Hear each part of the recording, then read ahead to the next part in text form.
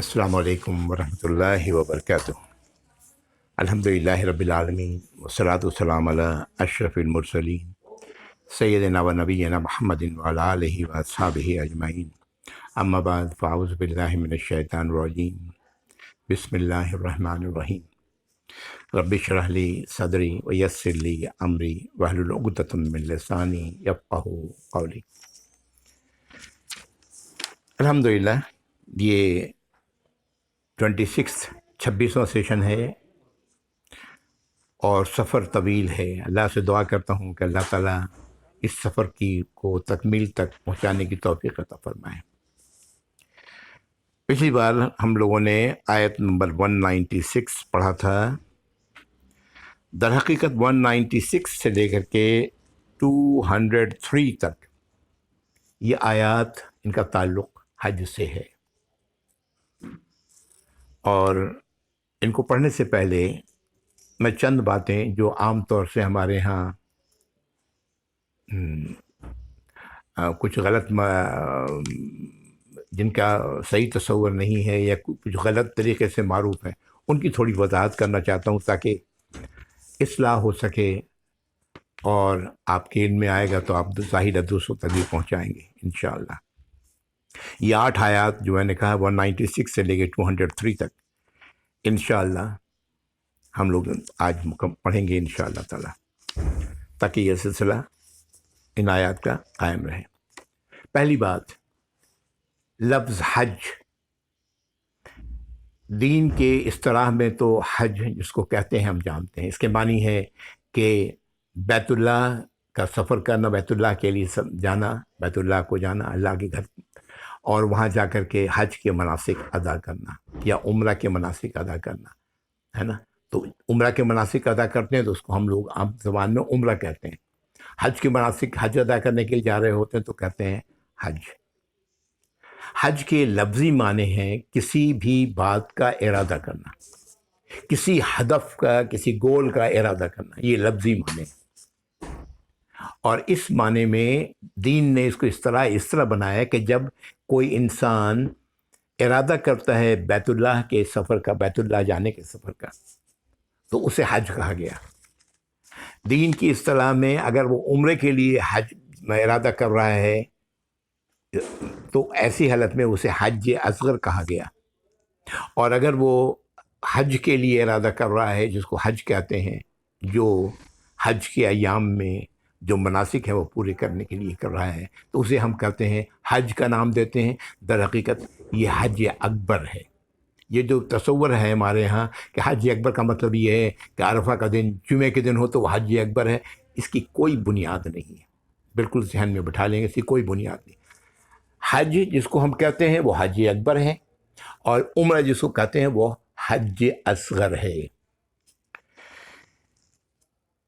حج کے ایام 8 ذی الحجہ سے شروع ہوتے ہیں اور 13 تک جاتے ہیں، 13 ذی الحجہ تک۔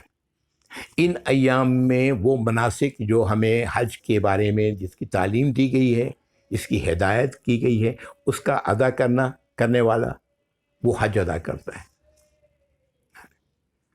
عمرے کے لیے کوئی ایام نہیں، سال میں کبھی بھی عمرہ کیا جا سکتا ہے، کوئی رکاوٹ نہیں اصلاً۔ بہرحال فقہی طور پر بات کچھ کہی گئی ہے کہ وہ حج کے ایام میں عمرہ نہ کرے، اس سے حاجیوں کو تکلیف ہوگی اینڈ سو آن، لیکن عمرہ کبھی پورے سال میں کبھی بھی کیا جا سکتا ہے۔ عمرے میں یہ ہے کہ وہ جاتا ہے اور جو عمرے کے مناسک ہیں وہ ادا کرتا ہے، یہ کبھی پورے سال میں کیا جا سکتا ہے۔ تو حج اصغر اور حج اکبر بات سمجھ میں آ گئی۔ حج اکبر وہ حج ہے جس کو ہم حج کہتے ہیں، حج اصغر عمرہ ہے۔ دوسری بات کہ کوئی حج کے مہینوں میں، حج کا مہینہ ذہن میں رکھیں، شوال، ذی القعدہ اور ذی الحجہ کے 10 دن، یعنی 2 مہینہ 10 دن یہ حج کے مہینے ہیں۔ پیچھے ہم لوگ پڑھ چکے ہیں کہ چاند کے نکلنے کا سوال کیا گیا تو اللہ تعالیٰ نے فرمایا کہ یہ حج کا اوقات ہیں، پڑھ چکے ہیں۔ یہاں پر مجھے ایک بات یاد آئی، میں بات سے ہٹ کے میں بات کر رہا ہوں۔ پچھلی بار میں نے عرض کیا تھا کہ پچھلی نشست میں کہ قتال کی آیات در حقیقت قرآن میں جگہ بجگہ آئی ہیں، لیکن جگہ بجگہ کے بجائے ہم نے لفظ استعمال کیا، اس کا خیال بعد میں مجھے خود آیا کہ ہم نے کہا کہ موقع بے موقع، یہ بے موقع کا لفظ غلط ہے، مجھے نہیں استعمال کرنا چاہیے تھا۔ قرآن میں ہر چیز اپنے موقع پر ہے۔ بے موقع سے مراد میری صرف اتنی سی تھی، یہ جو کہنا چاہ رہا تھا وہ یہ تھا کہ آپ کوئی کانٹیکس میں بات ہو رہی ہے اور اس کے بعد یکایک بیچ میں کوئی اور بات کی گئی ہو، جیسے ابھی ہم لوگوں نے پیچھے دیکھا کہ آیت نمبر 183 سے لے کر کے آیت نمبر 185 تک روزوں کی بات کی جا رہی ہے، اور بیچ میں آیت 186 آ رہی ہے کہ اذا سألک عبادی انی فإنی قریب، دعا کے بارے میں آیت آ رہی ہے، اور پھر 187 پھر حج کے متعلق، پھر روزے کے متعلق ہے۔ تو ذہن میں تو یہ آتا ہے کہ اس کو پہلے حج کی بات پوری کر لی جاتی، پھر یہ بات کی جاتی عام ذہن میں، لیکن اس کے پیچھے حکمت کتنی تھی میں نے بتایا کہ جیسے قرآن کا تعلق رمضان المبارک سے ہے، اسی طرح دعا کا بھی تعلق رمضان المبارک سے ہے، روزوں سے ہے۔ بہرحال تو یہ ذہن میں آ گئی بات، تو اس لیے میں نے دوہرا دی۔ یہاں میں کہہ رہا تھا کہ یہ جو حج کے مہینے ہیں، ان مہینوں میں کہا جاتا ہے کہ جس نے عمرہ کیا تو اس پر حج لازم ہے، یہ ہمارے ہاں عام طور سے معروف ہے۔ یہ بات بھی غیر درست ہے۔ جو عمرے کی نیت سے ان دنوں میں عمرہ کر رہا ہے، اس کے حج اس کے لیے نہیں ہے، وہ صرف عمرہ ہی اس کے لیے ہے۔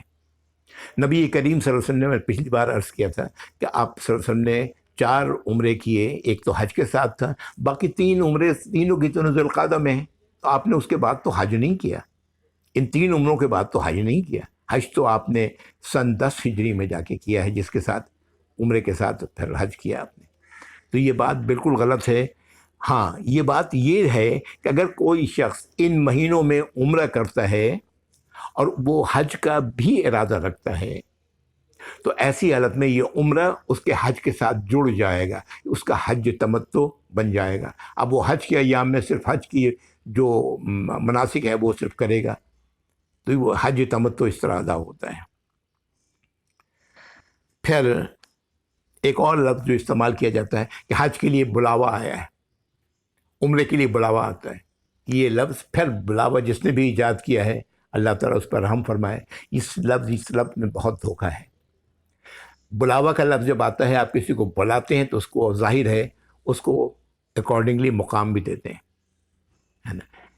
کون سا کام ایسا ہے جو اللہ کے بلاوے کے بغیر نہیں ہوتا؟ ہم لوگوں کا بھی بیٹھنا، یہ باتوں کا سننا، یہ بھی اللہ کے بلاوے سے ہوا ہے، اللہ کے اذن سے ہوا ہے۔ ہر چیز، کوئی کائنات میں کوئی بھی عمل نہیں ہوتا، کوئی بھی عمل کوئی انسان کچھ نہیں کرتا مگر اللہ کے عین اذن کے مطابق۔ میں جو آپ کو ہاتھ ہلا رہا ہوں اس طرح، یہ بھی اللہ کے اذن سے ہو رہا ہے۔ تو یہ بلاوا کا لفظ نے لوگوں کو بہت دھوکہ دیا ہے۔ سارے سال بے ایمانی کرتے رہو، حرام کماتے رہو، اس کے بعد اس پر جا کے حج کر کے چلے آؤ یا عمرہ کر کے چلے آؤ، اور وہ حدیث سامنے رکھ کر کے کہ جی حج اور عمرہ کرنے والا تو ایسا ہے جیسے کہ ماں کے پیٹ سے ابھی پیدا ہوا ہے۔ سمجھتے ہیں کہ سب دھل گیا، پھر آ کر کے پھر وہی سب کام شروع کر دیتے ہیں۔ حرام پیسوں سے تو حج یا عمرہ قبول ہی نہیں ہوتا۔ یہ بڑی واضح احادیث موجود ہے اس سلسلے میں۔ اور پھر وہ اس کا حج اور عمرہ ہوا ہی نہیں جو اپنے پچھلے گناہوں سے توبہ نہیں کرتا اور آئندہ نہ کرنے کا ارادہ نہیں رکھتا ہے اپنے اندر۔ بہرحال تو یہ لفظ بلاوا بہت بڑا دھوکہ ہے، اس لفظ کو ہرگز استعمال نہ کریں۔ جب اللہ کا اذن ہوتا ہے تو بندہ حج کے لیے جاتا ہے۔ ہم تو یہ بات کہتے بھی ہیں کہ اللہ کے اذن کے بغیر پتہ بھی نہیں گرتا، سب باتیں کہتے ہیں، لیکن بس یہ حج اور عمرہ میں بلاوا کا لفظ لگا دیتے ہیں۔ ایک اور بات، احرام باندھنا۔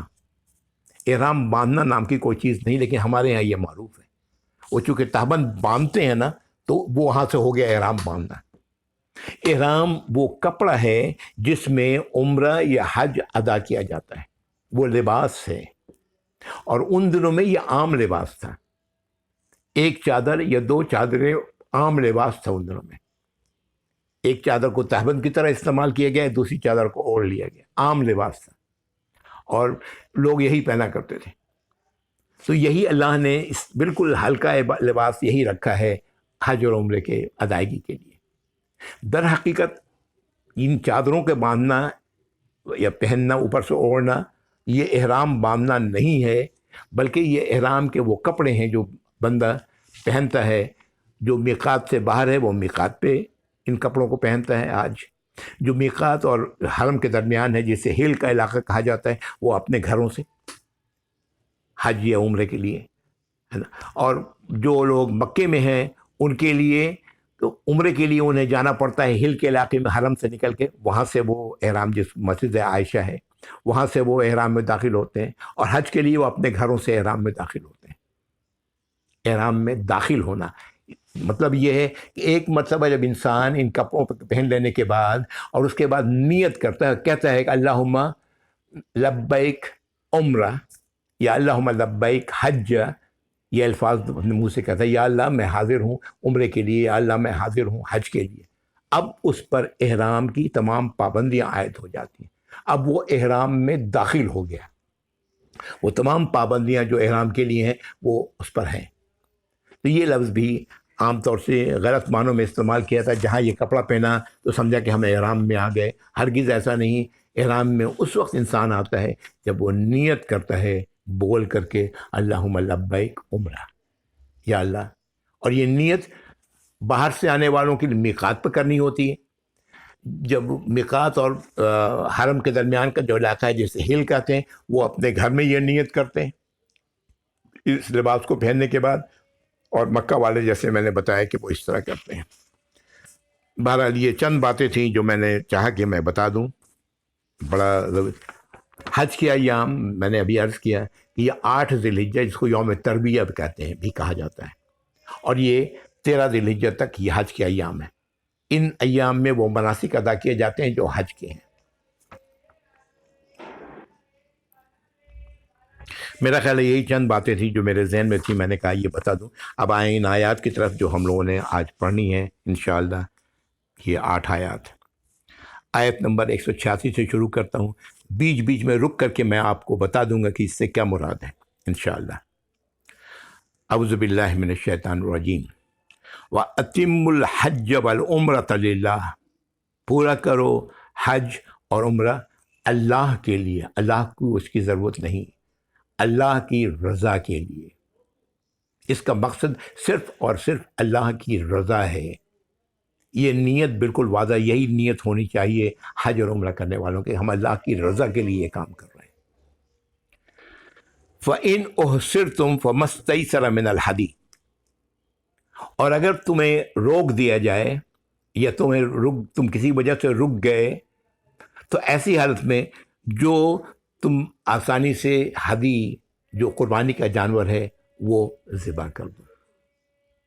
اس زمانے میں اور آج سے تقریباً 20-25 سال تو نہیں کہوں گا، بس تقریباً 50-60 سال پہلے لوگ جو جایا کرتے تھے حج پہ یا عمرہ پہ، تو اپنے ساتھ وہ چاول دال اس قسم کی چیزیں لے کے جایا کرتے تھے، اس لیے کہ وہاں پر ہوٹل اس طرح نہیں تھے جیسے آج دستیاب ہیں، لوگ خود اپنا کھانا پکایا کرتے تھے۔ عرب کے علاقے سے جو لوگ آتے تھے وہ اپنے ساتھ ایک جانور لے کے آتے تھے، چاہے وہ اونٹ ہو یا بکری ہو یا گائے ہو، جو بھی ہو، اس طرح کی چیز لے کے آیا کرتے تھے کہ وہ قربانی کریں گے ہدی کے لیے۔ وہ عمرے میں بھی لے کے جایا کرتے تھے، اور عمرے کے سفر میں بھی اور حج کے سفر میں بھی، دونوں میں لے کے جایا کرتے۔ کیوں؟ وہاں جا کے جب ذبح کرتے تھے ان کے کھانے پینے کا کام آتا، ان کے بھی کھانے پینے کا کام آتا، ان کے کھانے پینے کے بھی کام آتا جن کے پاس کوئی جانور نہیں تھا، کوئی جانور لے کے نہیں آئے۔ یہ ہدی کا جانور، عمرے میں ہدی کا جانور نہیں ہے، قربانی عمرے میں نہیں ہے، لیکن اللہ تعالیٰ کہہ رہے ہیں کہ اگر تم روک دیے جاؤ تو اگر تمہارے ساتھ جانور ہے تو اس کو ذبح کر ڈالو۔ یہ واقعہ در حقیقت ہوا تھا سورہ حدیبیہ کے سال 6 ہجری میں، کہ نبی کریم صلی اللہ علیہ وسلم کو جب روک دیا گیا عمرہ سے کرنے سے، تو آپ نے وہاں پر 2 کام کیے۔ ایک تو اپنے جانور جو ہدی کے کا لایا تھا وہ ذبح کیا، اور اپنے سر کے بال ازروا دیے، اور احرام کی پابندیوں سے آزاد ہو گئے۔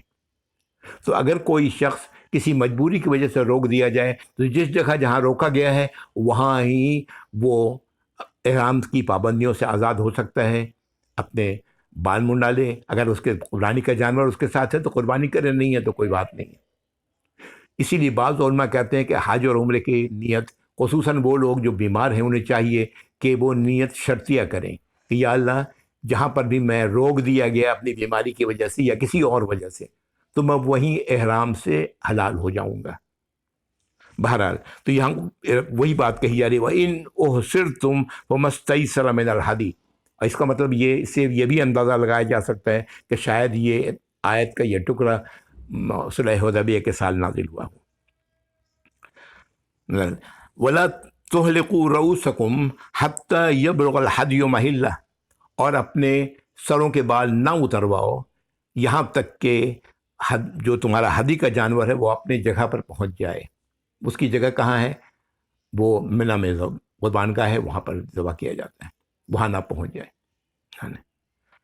تو منع کیا جا رہا ہے کہ وہاں جب تک کہ مکمل نہ کر لو حج کے مناسک میں یہ داخل ہے۔ بہرحال ابھی بات آ جائے گی۔ فَمَنْ كَانَ مِنْكُمْ مَرِيضًا أَوْ بِهِ أَذًى مِّن رَأْسِهِ فَفِدْيَةٌ مِّن صِيَامٍ أَوْ صَدَقَةٍ أَوْ نُسُك، تو جو ہو مریض یا سر کی تکلیف، اس سر میں کوئی تکلیف ایسی ہو تو اس کا فدیہ یہ ہے کہ وہ روزے رکھے اور یا صدقہ دے یا قربانی کرے، ایک جانور قربان کرے۔ یہ بھی صلح حدیبیہ کے موقع پر ہوا تھا۔ ایک صحابی جن کا نام شاید کعب بن عجرہ تھا، مجھے اگر صحیح یاد ہے تو، ان کے سر میں بے انتہا جوئیں تھیں۔ آپ نے جب وہ جوؤں کی وجہ سے ان کے جوئیں چہرے پر چل رہی تھیں، آپ نے دیکھا تو آپ نے کہا ظاہر ایسی حالت میں بے انتہا تکلیف ہوگی، آپ نے ان کو کہا کہ تم بال اتروا دو اپنا۔ سفر میں بال ان کا اتروا دیا گیا اور ان سے یہی کہا گیا کہ یا تو روزے رکھ لو 3 دن کے، یا صدقہ دے دو، یا جانور قربان کر دو۔ آپ صلی اللہ علیہ وسلم نے پہلے کہا کہ جانور قربان کر دو، تو انہوں نے کہا میرے پاس تو کچھ بھی نہیں ہے۔ تو آپ نے کہا اچھا 3 دن یہ صدقہ دے دو، تو وہ بھی، تو پھر آپ نے کہا کہ 3 دن کے روزے رکھ لو۔ بہرحال تو یہ بھی اسی سے تعلق رکھتا ہے۔ فَإِذَا أَمِنْتُمْ فَمَنْ تَمَتَّعَ بِالْعُمْرَةِ إِلَى الْحَجِّ، جب تم امن میں آئے ہو اور تم جب تمتع کر رہے ہو، تمتع حج کے 3 اقسام ہیں، حج افراد، حج قران اور حج تمتع، 3 ہیں۔ تمتع میں اور قران میں دونوں میں عمرہ اور حج دونوں کیا جاتا ہے۔ تمتع میں یہ ہے کہ عمرہ کرنے کے بعد احرام کی پابندی سے آزاد ہو جاتا ہے انسان، حاجی، یہاں تک کہ پھر وہ دوبارہ احرام میں داخل ہوتا ہے، کب؟ 8 ذی الحجہ کو، حج کے لیے۔ اور قران میں یہ ہے کہ وہ احرام کی پابندی میں رہتا ہے یہاں تک کہ وہ حج کے مناسک پورے کر دیں، اس وقت تک وہ رہتا ہے۔ اور افراد میں حج کے لیے ہی احرام یہ کیا جاتا ہے، احرام میں داخل ہوتا ہے انسان، اور وہ احرام میں داخل ہونے کے بعد جب وہ حج کے تمام مناسک پورے کر لیتا ہے تو وہ حج اس کے احرام کے پابندیوں سے آزاد ہو جاتا ہے۔ بہرحال تو اللہ تعالیٰ کہہ رہے ہیں جب تم تمتع کر رہے ہو، یعنی تم فائدہ اٹھا رہے ہو، تمتع کے معنی ہے فائدہ اٹھانا، فائدہ اٹھا رہے ہو بالعمرۃ الی الحج، عمرے سے حج تک کے لیے، فمستیسر من الہدی، تو جو ہدی قربانی کا جانور ہے وہ تمہیں جو دستیاب ہو آسانی سے وہ تم کرو۔ یعنی قربانی کے جانور، اس میں اس حج تمتع اور قران میں دونوں میں قربانی کرنا لازم ہے۔ قربانی یہ مناسک کا حصہ ہے، حج کے مناسک کا حصہ ہے، اسی کی طرف یہاں بات کی جا رہی ہے۔ فمن لم یجد، تو جو یہ تمتع کر رہا ہو اور وہ یا قران کر رہا ہو اور اس کے پاس فمن لم یجد، اس کے پاس ہدی کا جانور نہ ہو، یعنی قربانی کرنے کا جانور نہ ہو یا وہ قربانی نہ کر سکے، فصیام ثلاثۃ ایام فی الحج، اس کے لیے 3 دن کے روزے ہیں حج کے دنوں میں۔ یہ حج کے دنوں سے مراد کیا ہے کہ وہ یہ 8 ذی الحجہ سے پہلے وہ حج کے دن، میں نے آپ کو بتا دیا شوال سے شروع ہوتے ہیں، ذی الحجہ کے 10 تاریخ تک جاتے ہیں، ان دنوں میں وہ 3 روزے رکھ لے۔ فمستیسر من، 3 روزے ان دنوں میں رکھے، لیکن ایام تشریق میں روزے نہ رکھیں۔ ایام تشریق میں ابھی آتا ہوں، بتاتا ہوں کیا ہے وہ۔ فی الحج فصیام ثلاثۃ ایام فی الحج وسبت اذا رجعتم، اور 7 دن جب تم واپس چلے جاؤ اپنے گھروں کو تو 7 دن وہاں جا کے روزہ الگ الگ رکھو یا اکٹھے رکھو، جیسے بھی رکھو۔ یہ 3 دن بھی الگ الگ رکھو یا اکٹھے رکھو، درست ہے۔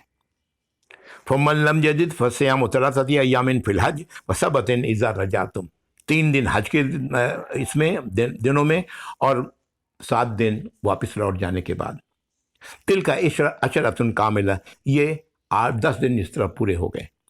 ذالک لمن لم یکن اہلہ حاضر المسجد الحرام، یہ ان لوگوں کے لیے ہے جو مسجد حرام کے رہنے والے نہیں ہیں، یعنی مکہ اور یہ حرم کے علاقے کے رہنے والے نہیں ہیں، ان کے لیے ہے۔ جو ان علاقوں میں رہنے والے ہیں ان کے لیے قربانی نہیں ہے، وہ سیدھے حج کا ہی احرام، یہ کہیں کہ ان کے لیے حج افراد ہے، ان کے لیے قربانی کا تصور نہیں ہے۔ اللہ تعالیٰ کہہ رہے ہیں کہ ذالک لمن لم یکن اہلہ حاضر المسجد الحرام واتقوا اللہ، اور اللہ کی ناراضگی سے، سزا سے ڈرو، وعلموا، اور جان لو، ان اللہ شدید العقاب، کہ بے شک اللہ تعالیٰ بہت سخت سزا دینے والے ہیں۔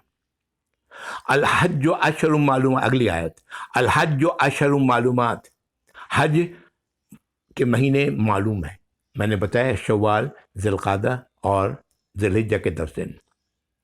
فمن فرض فیہن الحج، تو جس نے اپنے اوپر لازم کیا، فرض کر لیا حج کو، یہ حج سے مراد حج اکبر ہے، حج کو فرض کر لیا، فلا رفث ولا فسوق ولا جدال فی الحج، تو یہ حج کے دوران نہ کوئی شہوانی خواہشات کی شہوانی حرکتوں کی اس کی اجازت ہے، نہ ایسا کام جو فسق میں آتا ہے، یعنی غلط کام کرنا، جھوٹ بولنا، وعدہ خلافی کرنا، وہ ایسی تمام چیزیں فسق کے اندر آئے، ولا جدال، اور نہ جھگڑے کرنا، کسی سے بحث کرنا، لڑائی کرنا، یہ تمام چیزیں اللہ تعالیٰ فرما رہے ہیں کہ اس کے لیے یہ سب کام نہیں ہے۔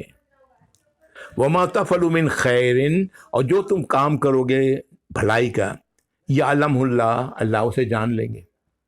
وتزودوا فإن خیر زاد التقوی، اور اپنے ساتھ زاد راہ کھانے پینے کا سامان، جو ضرورت کا سامان ہے اپنے ساتھ لے جاؤ، اور جو سب سے زیادہ بہتر جو زاد سفر ہے وہ تقوی ہے، اللہ کی ناراضگی سے بچنا۔ واتقونی یا اولی الالباب، اے عقل والو، اللہ مجھ سے، میری ناراضگی سے، میری سزا سے ڈرو، بچو۔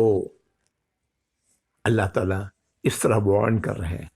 اسی لیے آپ صلی اللہ علیہ وسلم نے فرمایا کہ جس نے حج یا عمرہ کیا اور اس نے نہ اس قسم کا کوئی کام جو غلط ہے، جس کا رفث، جنسی تعلقات کے حوالے سے یہ لفظ استعمال کیا جاتا ہے، فسوق، فسق کا کام، اور جدال، جھگڑے کا کام نہیں کیا، اس کے لیے وہ حج سے یا عمرے سے ایسے واپس آتا ہے جیسے کہ اس کی ماں نے اسے ابھی جنم دیا ہے۔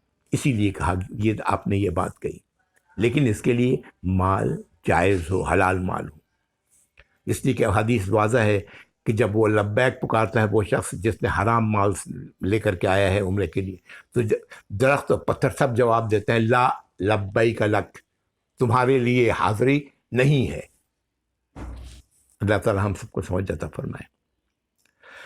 اگلی آیت، لیس علیکم جناح ان تبتغوا فضلا من ربکم، یہاں جو پچھلی آیت میں جو بات کہی گئی کہ اپنے ساتھ کھانے پینے کا سامان، یہ غلط ہے کہ بھیک مانگ رہے ہیں لوگوں سے اور حج کرنے نکل گئے۔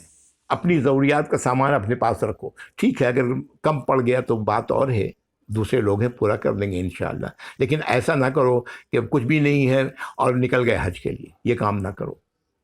اپنے ساتھ زادرہ رکھو، اور سب سے اچھی زادرہ کیا ہے؟ زادرہ کہتے ہیں اپنے ضرورت کی سامان کا سامان جو سفر کے لیے چاہیے ہوتا ہے، زاد راہ، اور سب سے اچھا زاد راہ کیا ہے؟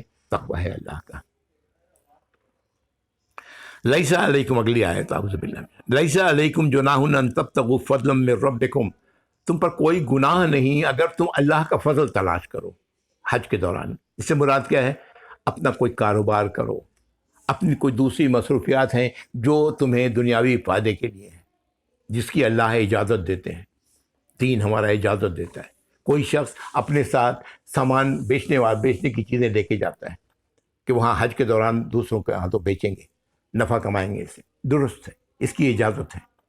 اور آپ نے دیکھا ہوگا، جو لوگ گئے ہیں انہوں نے دیکھا ہوگا، خاص طور سے کئی بار ملائیشیا وغیرہ سے لوگ آتے ہیں، یا میں نے دیکھا ہے رشیا کی طرف سے لوگ آتے ہیں، اپنے ساتھ بہت ساری چیزیں لے کے آتے ہیں یہاں پر، اور یہاں لا کے وہ بیچتے ہیں، پھر یہاں سے وہ جو چیزیں ان کے یہاں مہنگی بکتی ہیں وہ یہاں سے خریدتے ہیں اور لے کے پھر اپنے ساتھ چلے جاتے ہیں۔ اس میں کوئی حرج کی بات نہیں، اللہ تعالیٰ اس کی اجازت دے رہے ہیں۔ اس کو بعض لوگ کہتے ہیں، مذاقاً کہتے ہیں، دیکھو جی یہ پیسہ کمانے آئے ہیں۔ حج میں اس کی اجازت ہے، کوئی گناہ نہیں۔ اللہ تعالیٰ صاف لفظوں میں فرما رہے ہیں، لیسا علیکم جناح ان تبتغوا فضلا من ربکم، تم پر کوئی گناہ نہیں ہے اگر تم اللہ کا فضل تلاش کرو، اپنے رب کے فضل تلاش کرو۔ فَإِذَا أَفَضْتُم مِّنَ الْعَرَفَاتِ فَاذْكُرُوا اللَّهَ عِندَ الْمَشْعَرِ الْحَرَامِ، تو جب تم نکل پڑو عرفات سے تو اللہ کو یاد کرو مشعر الحرام کے پاس۔ یہاں پر اشارہ ہے، آپ جانتے ہیں کہ حج کیا ہے؟ حج عرفہ ہے۔ عرفہ کا وقوف جو عام طور سے لوگ جاتے ہیں دن کے اوقات میں اور رات کا کچھ حصہ ملاتے ہیں، یہ عرفہ کا وقوف کہلاتا ہے، وہاں سے مغرب کے اذان کے بعد نکلتے ہیں، ہے نا؟ یہ جو لوگ یہ اگر کوئی شخص دن میں نہیں پہنچ سکا، رات کی کسی گھڑی میں وہ پہنچ گیا اگلی صبح کے سے قبل تو اس کا وقوف عرفہ ہو گیا، ایک لمحے کے لیے بھی پہنچ گیا وہاں پر عرفہ میں، وقوف عرفہ ہو گیا۔ بہرحال یہ تو ایک بیچ میں درمیان میں بات میں نے ایسے بتا دی۔ بہرحال اللہ تعالیٰ فرما رہے ہیں کہ جب تو عرفات سے چلو واپس نکلو تو مشعر الحرام، مشعر الحرام کیا ہے؟ مزدلفہ ہے۔ مزدلفہ کو مشعر، آپ نے فرمایا ہے، حدیث ہے کہ پورا کا پورا مزدلفہ مشعر الحرام ہے، تو وہاں پر اللہ کو یاد کرو۔ آپ صلی اللہ علیہ وسلم نے کیا کیا تھا؟ وہاں پر آ کر کے نماز ادا کی، مغرب کی اور عشاء کی ملا کر، تکبیر، اذان کہی گئی، تکبیر کہی گئی، مغرب کی نماز پڑھی گئی، پھر تکبیر کہی گئی، پھر عشاء کی نماز پڑھی، اور لوگوں نے الگ الگ ٹولیوں میں اس طرح نمازیں ادا کی، اور اس کے بعد آپ سو گئے۔ آپ نے لوگوں کو ہدایت دی کہ سو جاؤ، کل کا دن ذرا سخت ہے، اس لیے کہ 10 تاریخ، اس دن 4 کام کرنے ہوتے ہیں۔ آج ہمارے یہاں بعض کتابوں میں یہ لکھا ہوا ہے کہ پوری رات جاگتے رہو، جبکہ آپ صلی اللہ علیہ وسلم نے سونے کی ہدایت دی ہے کہ سو جاؤ، آرام کرو۔ مسجد مشعر الحرام، فَإِذَا أَفَضْتُم مِّن عَرَفَاتٍ فَاذْكُرُوا اللَّهَ عِندَ الْمَشْعَرِ الْحَرَامِ، اللہ کو یاد کرو مشعر الحرام کے نزدیک۔ وَاذْكُرُوهُ، اور اللہ کا ذکر کرو، کما ہداکم، جیسے ہدایت دی گئی ہے۔ ہدایت کہاں سے ملی؟ اللہ کے نبی صلی اللہ علیہ وسلم نے 10 جو حجت کہا جاتا ہے، حجت الوداع، 10 ذی الحجہ میں جو آپ نے حج کیا، اس میں آپ نے لوگوں کو بار بار کہا کہ مجھ سے حج کے مناسک سیکھ لو، پتہ نہیں آئندہ سال میں تمہارے ساتھ حج کر سکوں یا نہ کر سکوں۔ تو جو جس طرح سے آپ نے کیا اس طرح سے کرنے کی ہدایت دی جا رہی ہے۔ اللہ تعالیٰ کہہ رہے ہیں کما ہداکم وَإِن كُنتُم مِّن قَبْلِهِ لَمِنَ الضَّالِّينَ، اور بے شک اس سے پہلے تم گمراہی میں مبتلا تھے۔ یہ گمراہیاں کیا تھیں؟ چھوڑیں ان باتوں کو، بہت ساری ہیں جو باتیں جو لوگ اس وقت کیا کرتے تھے، بعض لوگ جاتے ہی نہیں تھے عرفات وغیرہ وغیرہ۔ بہرحال تو اللہ تعالیٰ فرما رہے ہیں کہ تم اس سے پہلے گمراہی میں مبتلا تھے، یہ ہے صحیح طریقہ۔ ثم افیدوا من حیث افاض الناس، پھر وہاں سے نکلو جہاں سے لوگ نکلتے ہیں۔ یہ اشارہ ہے مشعر الحرام سے، مزدلفہ سے نکل کر کے منا کی طرف واپسی، جو 10 ذی الحجہ کو وہ صبح روشن ہو جانے کے بعد ہوتی ہے۔ واستغفر اللہ، اللہ سے اپنے گناہوں کی معافی چاہو۔ ان اللہ غفور الرحیم، بے شک اللہ تعالیٰ غفور اور رحیم ہے۔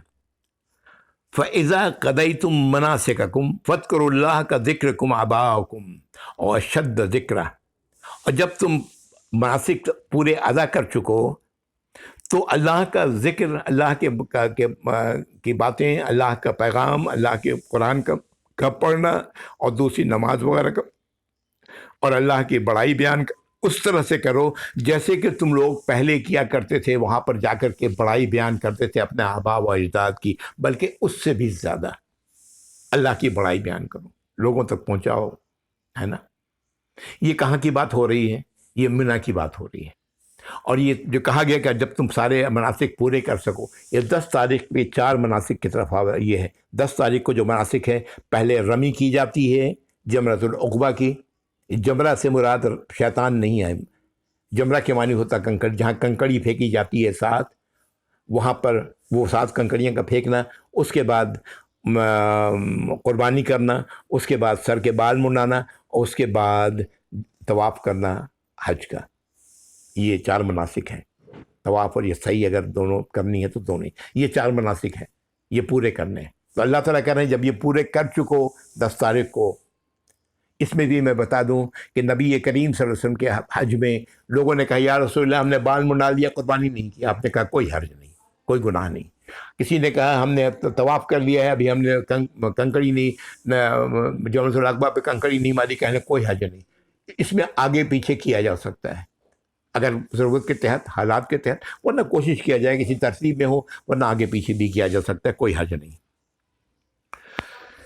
تو اگر تم کر چکو تو پھر اس طرح اللہ کا ذکر کرو جیسے کہ تم پہلے اپنے آبا و اجداد کا ذکر کیا کرتے تھے، ان کی بڑائیاں بیان کرتے تھے، بیٹھ کے لوگوں کے سامنے لام قاف کیا کرتے تھے اپنے بزرگوں کے بارے میں۔ فَمِنَ النَّاسِ مَن يَقُولُ رَبَّنَا آتِنَا فِي الدُّنْيَا وَمَا لَهُ فِي الْآخِرَةِ مِنْ خَلَاقٍ، اور لوگوں میں سے وہ لوگ جو یہ دعا کرتے ہیں کہ یا اللہ مجھے دنیا میں یہ دے دے، یہ دے دے، یہ دے دے، یہ دے دے، دنیا کی طلب ہے ان کے اندر، تو ان کا اللہ تعالیٰ کہتے ہیں ان کے لیے آخرت میں کوئی حصہ نہیں، اس لیے کہ وہ تو دنیا مانگ رہے ہیں اللہ سے۔ وَمِنْهُم مَن يَقُولُ رَبَّنَا آتِنَا فِي الدُّنْيَا حَسَنَةً وَفِي الْآخِرَةِ حَسَنَةً وَقِنَا عَذَابَ النَّارِ، اور ان میں وہ لوگ جو کہتے ہیں کہ اے ہمارے رب دنیا میں وہ عطا فرما جو بھلائی ہے میرے لیے بھلائی ہے، اور جو آخرت میں بھلائی ہے میرے لیے، اور عذاب سے، آخرت کے عذاب، آگ کے عذاب سے ہمیں بچا لے۔ اولئک لہم نصیب مما کسبوا، ان کے لیے حصہ ہے جو انہوں نے کمائی کی، یعنی حج کے دوران۔ واللہ سریع الحساب، آخرت میں ان کے لیے حصہ ہے۔